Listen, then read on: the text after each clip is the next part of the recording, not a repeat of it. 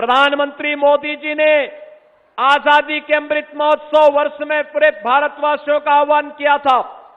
हमें अपने क्रांतिकारियों का स्मरण करना होगा। हमारे गांव में, हमारे क्षेत्र में, हमारे जनपद में बहुत सारे ऐसे नायक गुमनाम रूप से होंगे जिन्होंने सर्वस्व समर्पित किया। देश की आजादी के लिए सब कुछ उन्होंने अपना अर्पित कर दिया। एक ही भाव था और वो भाव था कि तेरा वैभव अमर रहे मां, हम दिन चार रहे न रहे। लेकिन तेरा वैभव अमर रहे मां का भाव आजादी के बाद सत्ता लोलुप इन लोगों ने केवल अपने वैभव तक सीमित कर दिया है। परिणाम क्या रहा? क्रांतिकारियों को भुला दिया गया, पाठ्यक्रमों में उनको स्थान नहीं दिया गया, उनसे वंचित किया गया। और उसके बाद षड्यंत्र पर षड्यंत्र, देश के खिलाफ, समाज के खिलाफ बांटने की वो साजिश फिर से प्रारंभ हुई है। मैं आप सबका आह्वान करूंगा, इन महान क्रांतिकारियों ने देश के लिए लड़ाई लड़ी थी।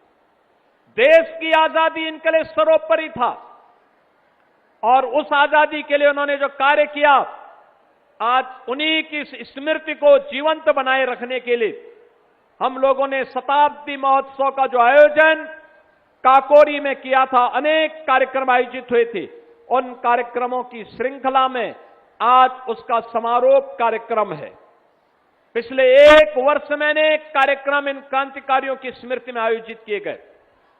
बहनों और भाइयों, आज उन क्रांतिकारियों के प्रति सम्मान देने के लिए मंच पर हम लोगों ने काकोरी 10 एक्शन से जुड़े हुए जो परिवार थे, उन परिवार के सदस्यों से जुड़े हुए वर्तमान पीढ़ी को यहां पे सम्मानित तो किया ही, स्वतंत्र भारत में भी देश की सुरक्षा के लिए अपना बलिदान देने वाले ऐसे वीर सैनिकों के परिवारजनों को भी हम लोगों ने यहां पे सम्मान दिया है।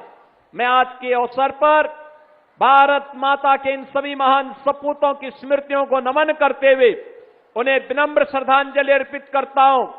उनके परिवार के सभी सदस्यों को और वर्तमान पीढ़ी का अभिनंदन करता हूं। आप सभी का भी मैं हृदय से अभिनंदन करता हूं और आप सबको इस बात के लिए आह्वान करता हूं कि विकसित और आत्मनिर्भर भारत की परिकल्पना साकार तब होगी जब हम सबके मन में राष्ट्र सर्वोपरि का भाव होगा। अपनी भाषा, अपनी मातृभूमि, अपना स्वदेशी प्रोडक्ट, इन सब के बारे में एक भाव हमारे बीच में होना चाहिए और उस भाव को हम जागरूक करें, उसे आगे बढ़ाएं। 15 अगस्त को यह देश अपना 6वां स्वाधीनता दिवस का आयोजन करेगा। इस दौरान भारत के आन बान शान के प्रतीक भारत का तिरंगा हर घर में लहराना चाहिए। वंदे मातरम का गान हर संस्था में होना चाहिए।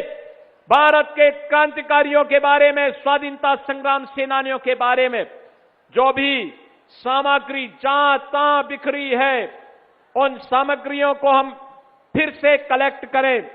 उनसे जुड़े हुए स्मारकों का सुंदरीकरण करना, उसकी मरम्मत करना, उसकी रंगाई पुताई करके पुष्पांजलि के लिए तैयार करके उन क्रांतिकारियों के प्रति हम अपना सम्मान व्यक्त करेंगे।